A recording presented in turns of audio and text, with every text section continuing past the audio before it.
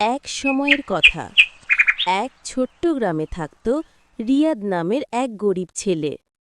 সারা দিন পরিশ্রম করেও পেট ভরে খেতে পেত না। একদিন সে বনের ভিতরে কাঠ কাটতে গিয়েছিল। হঠাৎ দেখতে পেল একটা পুরনো লোহার বাক্স। খুলে দেখে ভিতরে একটা পুরনো আংটি।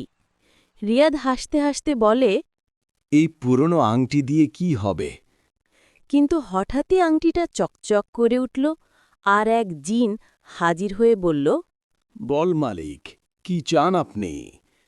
রিয়াদ অবাক হয়ে বলে, আমার একটু খাবার দাও। সঙ্গে সঙ্গে সামনে হাজির হয়ে গেল নানা রকম খাবার। এরপর থেকে রিয়াদ সেই জিনের সাহায্যে ভালোভাবে চলতে লাগল। কিন্তু একদিন গ্রামের এক লোভী লোক তার এই রহস্য জেনে গেল।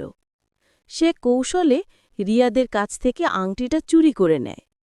লোভী লোকটা জিনকে আদেশ দেয়, আমার জন্য বড় প্রাসাদ বানাও। প্রাসাদ তৈরি হয়, কিন্তু তার লোভ বাড়তেই থাকে। সে একদিন বলে, আমাকে সবার রাজা বানাও।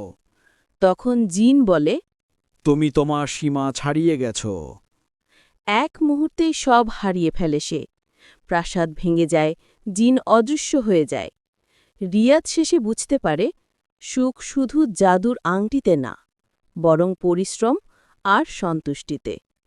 সে আবার নিজের কাজে মন দেয় আর সবার ভালোবাসায় শান্তি খুঁজে পায়।